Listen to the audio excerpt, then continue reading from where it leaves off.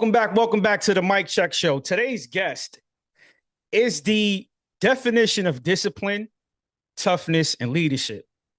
He's a three-time Super Bowl champion with the legendary My Team, Dallas Cowboys, baby. Please welcome to the show, Chad Hennings, baby. Hey, good to be with you, Mike.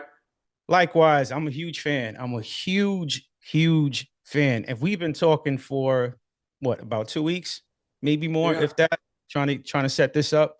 But the way I like to start off my pod is by asking rapid fire questions. Are you ready? Yep, far away. Hardest quarterback you ever faced? Oh man, that's like asking which one of my kids I love more, man. There will be Randall Cunningham, Steve Young, the guys, the mobile quarterbacks that were mobile in the pocket that were a threat to run. So those two guys were probably one of our, and then Brett Favre too, the gunslinger. So those three would probably be the top three that I've faced. Toughest. Okay. Loudest stadium, Texas Stadium or on the road? On the road. Really? On the road. Kansas City Chiefs were a loud, the old Arrowhead Stadium. That was a loud place to play. I never had the opportunity to play in Seattle, but I've always heard that that's a very loud stadium. It could get rocked, but it wasn't a continuous roar like it was at Arrowhead. Favorite Super Bowl memory? Probably Super Bowl 30. Made 2 sacks in the game, so that would be my favorite memory. Okay. Most intense teammate in practice? They called me that's why they called me cold buckets, because I was always holding the water. That I had one tempo and I never slowed down, and so I'd piss off all the offensive linemen all the time because I'd never go through the motions. But probably the guy that was very intense all the time would probably be Bill Bates. Bill, his motor ran all the time, and he was intense. And then, the other guys in practice, they'd be intense mentally, but physically it wasn't as aggressive as sometimes as what you'd think. I thought you was going to say like Charles Haley or someone like that. Charles would too, but Charles liked to jack around a little bit, and he'd mess with people all the time, and it wouldn't be he'd go hard. Now, let me make the distinction: practice versus off-season workouts. Off-season workouts together as a defensive unit. Charles, there would nobody be work harder than Charles. I mean, that guy was phenomenal at that. Great leader. Do a lot of different techniques that we would work on in the off season. And, he was very intense in that. Practice during the season, not so much. Early in my career, it was music, and I'm a classic rock guy. So it'd be 80s, 90s rock. But later on, I just liked, being in my own head. So it was more quiet. As I matured, I didn't need that music to give me that mental edge. To get you riled up. Yeah, I was old school, so it was like AC/DC. Then you get stuff, Def Leppard. Van Halen was always Van Hagar was always a big one for me too. I said the classic rock, hard rock guy. Now, were you in the military? Yeah, right. Yes, I was. Now, this question here took me some time, right? Because I didn't know much about that, right? Well, I always knew you played football, of course, but I was actually my cousin who you was just on the phone with. He's the one that informed me, right? So I guess my question will be, what was the first thought, or your first thought, the first time you flew solo? I can't believe they're paying me to do this.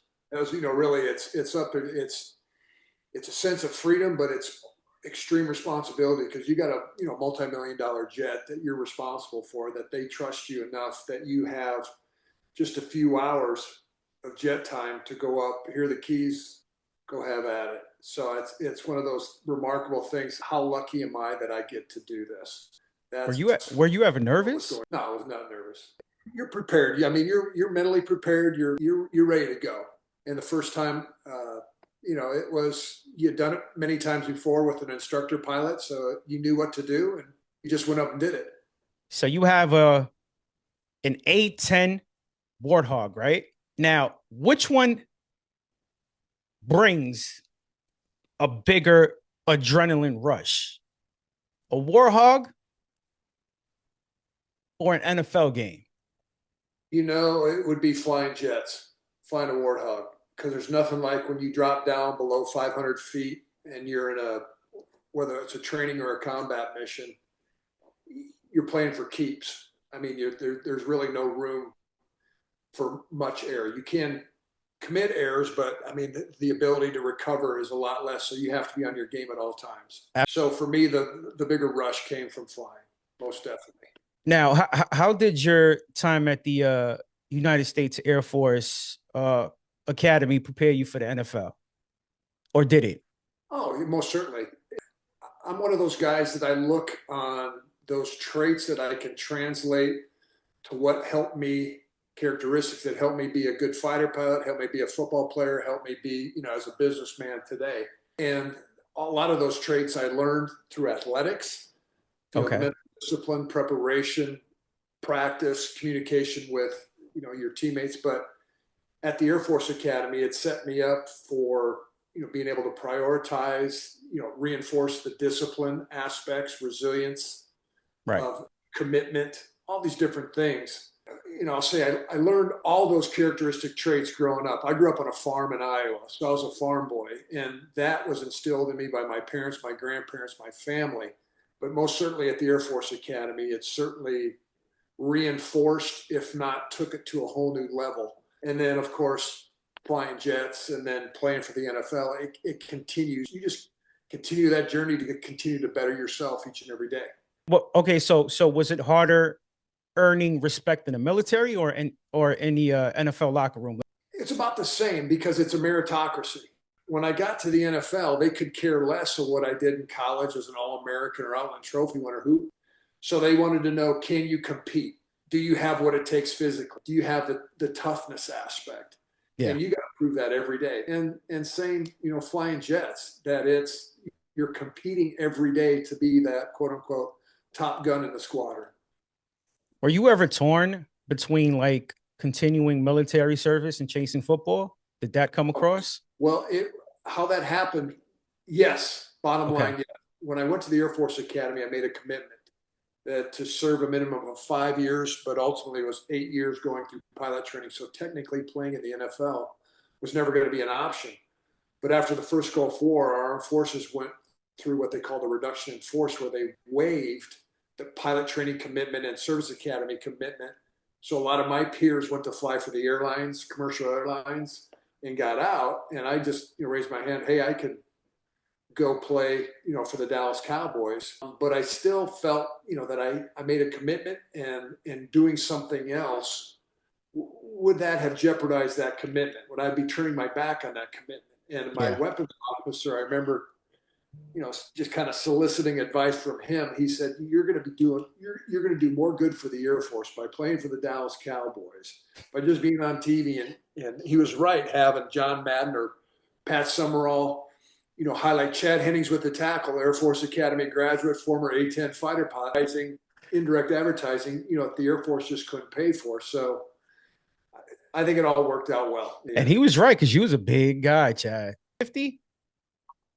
No, man, I played at 290, and I'm still pushing 270s today. Oh, okay. Now, what made my team, the Cowboys, different from talented teams that never won it at all or win it at all?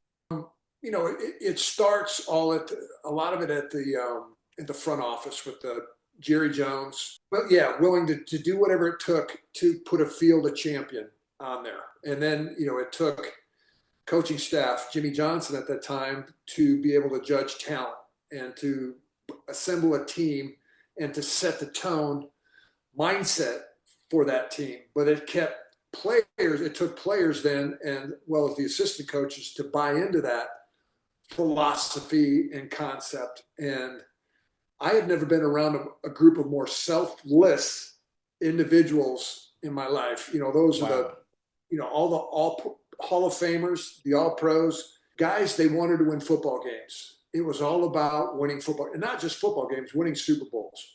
Those Yeah. first several years, that's how we judged the success of our season was, did we make it to the big show and did we win?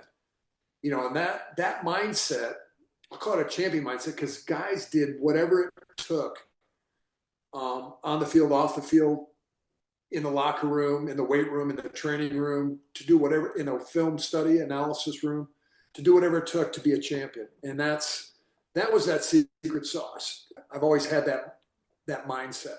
And so the buy-in was easy. That's because that's all I knew, was that let's get to work, let's get after it, let's compete, let the chips fall where they may, but we're gonna do our darndest to win. Yeah. Do you still talk to some of the guys? Oh yeah, Like Emmett or Michael. yeah. We see each other occasionally at different functions, around the Cowboy complex at the different events, but most of the Cowboys from that era have a presence still here in the Dallas area, because once a Cowboy, always a Cowboy. It has Yes, helped sir. business relationships. So we get a chance to see each other every now and then, more so during the season. What do you guys speak about? Now a lot of it's about, man, how old we are, how broken down, how many surgeries did you have, or knee replacement or hip replacement, what body part aches. But when you get together, it is depending upon how frequently or infrequently you see each other, depends upon the Yeah. conversation. But it goes back to some of those old memories in the locker room, or about former teammates and some teammates that we've lost over the years. And Yeah. Yeah. Yeah. it's same as I do with my college teammates. It's, you go back to where you're young and dumb and you got after it, but those are life relationships for a lifetime. What do you think about the sport now, Chad? It's not the same sport, most certainly, than when we played, and it's just the aspect. I get where the rules have changed to protect the quarterback. They Yeah. don't hit anymore. They don't hit in practice. They don't put enough pads on. My opinion, football is a violent sport, and you have to hit. It's like a boxer. Two types of shape. There's also the punching shape. Can you take a punch? Is that expectation? You can't simulate the speed of the game by, and they most certainly. I mean, we could go back and talk about what we did at training camps under Jimmy Johnson, what we did at mini camps under Jimmy Johnson. And some of these kids would probably freak out if they ever had to go through that, just because of the physical aspect The of, physicality. and it's just, the game has changed. The influx of money, you got to protect your assets, but unfortunately, I think ends up being a detriment to the game. It's going to get to the I point where agree. it's just going to be a flag football game after a while, score points. It's like the NBA. They don't play defense anymore in the NBA. It's just a scoring frenzy. Yeah, just Nobody, shoot threes. yeah. No mid range, no driving to the basket. You know, yeah, I mean, I agree. I feel like the sport has gotten soft. Sorry, I said it that way, Chad, but it has. I would agree. Now, I mean, I also don't like the fact that no money is guaranteed. I think majority is not guaranteed. And I don't think that's fair, because the sport is very brutal.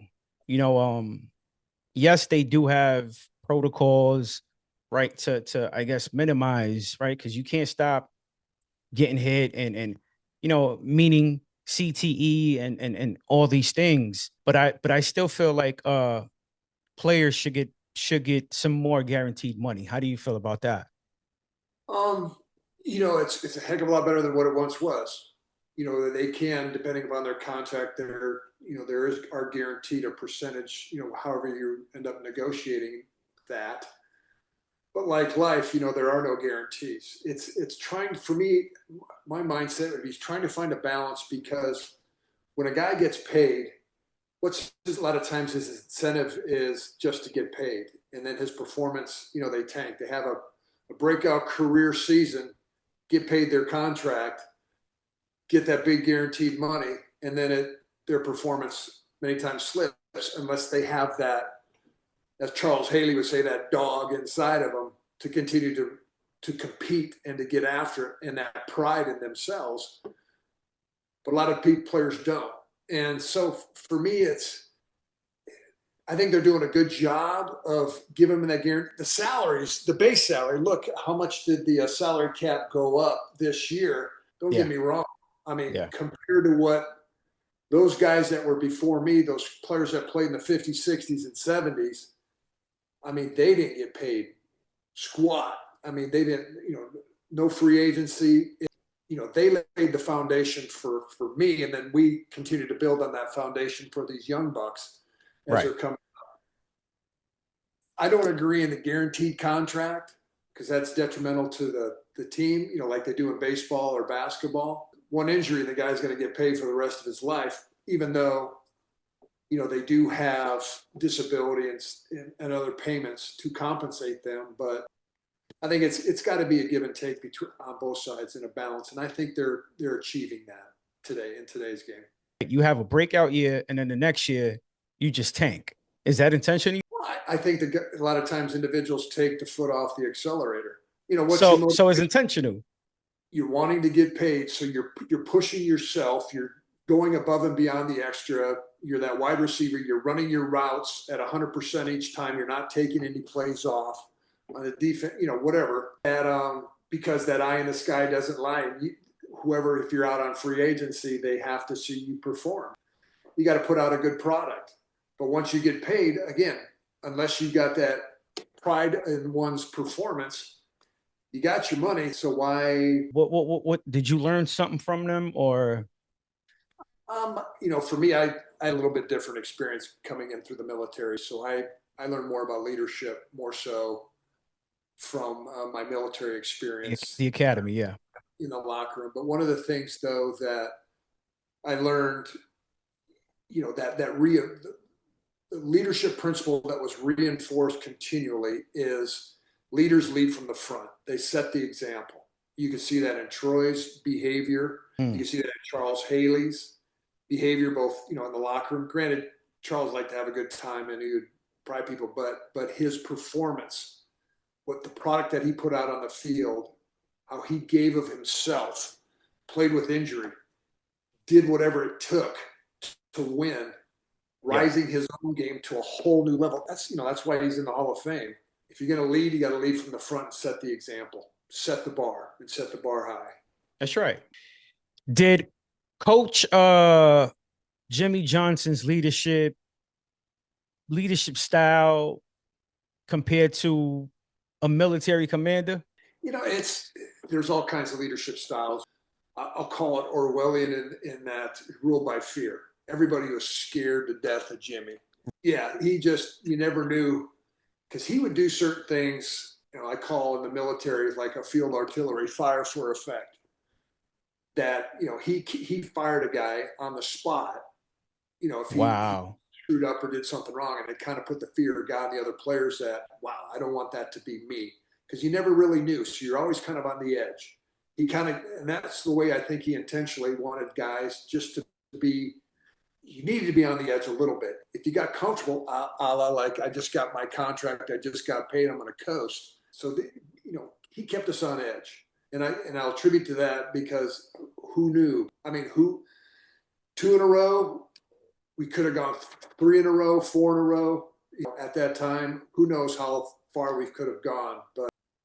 But that was Jimmy's leadership style. To me, Chad, the 94-95 Cowboys, by far, by far. Forget the 72. I'm sorry, the 72 Dolphins. Uh, by far the best team ever assembled. Plain and simple. I mean, yourself, Troy, Emmett, Harper, Irving, Haley, Leon. Like, I mean, the Moose, Jay, like Woodson, yeah, all those. the Yeah. Avengers, and the greatest team ever assembled. Period. I had a conversation with do you speak to Jay? Okay, but with Michael, right? I was able to reach Michael, and and same to you. I was dying to tell you guys that, right? Like, I kid you not. And I told him that, and he was like, "What did you drink, Mike?" And I was like, "No, I mean it's the truth. You guys, man, I call it the super team. No, I mean you guys probably would have went 3, 4 in a row. Yeah. Well, I for believe so. that era, we were very dominant in that era. You can't. Who knows if put it up to the Patriots in the 2000s or the Steelers back in the 70s. Who knows? Mano a mano. But most definitely in that period we dominated. During the Super Bowl runs, right? Did you ever pause and think about how unlikely your journey was? No, I mean it Okay. was always foot on the pedal, keep going. Even after the first one, I mean we took a couple weeks off, and then we were right back in the weight room. Let's get another and Wow. another. That was the mentality, and I never really sat. Everyone was synced in. Yeah, I would tell you pretty much the core group of the guys were that same way, and it was let's get after, let's continue to win and continue to go, and let's get another one. That's amazing. I have a few more, Chad, right? But this one here I wrote last night. What sacrifice during those championship years, does nobody talk about? It would be the off-season workouts that everybody thinks they To, see to a lot of cakewalk. put out on Sundays, in the playoffs and in the Super Bowl, but people don't realize the long amount of hours that were spent in the off season preparing, lifting, analyzing film, continuing to better your craft. That because that was our job. I've heard people comment that, oh, we're a professional football player. You just practiced a couple hours a week and Yeah. you play on Sundays. And it's like, man, you don't realize the amount of time that is spent, particularly if you wanted to be a champion, the extra time that would spend Right, evaluating, right, right. doing whatever it takes, spending time away from family, etc., to put that product out on the field. And it was that off season, time. And I've never been around a group of guys again that I mentioned more selfless, but hardworking.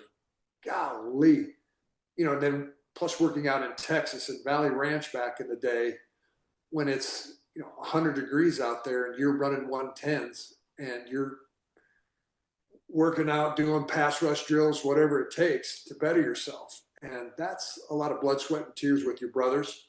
And it kind of reminded me of what it was like being in a fighter squadron or being in the military.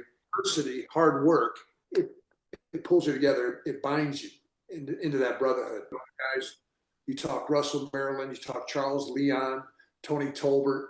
That's just guys on the defensive side. My defensive lineman brothers, I mean, we're still tight today. Jim Jeffco.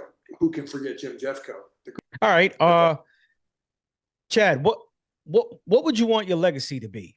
For me, it was if regarding the Cowboys, I'm not talking, personal Cowboys was be that he was a great teammate. That's my legacy. He was a great teammate. Yeah. Oh yeah, sure. But I mean, that's mission accomplished then. But that was my number one goal is to be a good teammate and to play my role to the best of my ability, no matter what that role was. This one here, this was my own. I put a lot of thought into it, right? Are you a believer? Correct. Right. So I have one more question after that. If your children asked you what matters most, the rings or the service, what would you tell them? Oh, service Why by so? far. Well, that's what it comes down to who I am, as you alluded to as a Christian. For me, it's to love the Lord your God, your heart, soul, and mind, and love your neighbor as yourself. So that's constituting an aspect of service, giving of yourself. And that's why I joined the military. That's why I joined the military was aspect to serve and to fulfill that commitment of service. And I still believe in that today. And that's why I try to role model that for my kids and for those that are we're all role models for those that are looking up to me in that aspect. Like me, I started this podcast right about 5 months ago, and I gave my life to the Lord about 4 years ago, and I was not a good fella, right? No pun intended, right? I was a bad person. You know, I gang banged for 20 something years. But I do want to say this, right? I want to thank you, Chad, for being part of my journey and sort of interfering with the enemy's work, right? Because if it wasn't for you guys, if it wasn't for me going back home at a certain time to watch you guys play, I think I wouldn't be here. That's first and foremost. Secondly, uh again, I started this 5 months ago. Um, and the purpose for this pod was to glorify Jesus Christ. And what do I mean by that? Yes, we can talk about your past, your career, post career, what you're doing now. But to me, what's more important is your faith and you sharing your faith. And by the grace of God, I've come across literally every single athlete I've come across is a believer.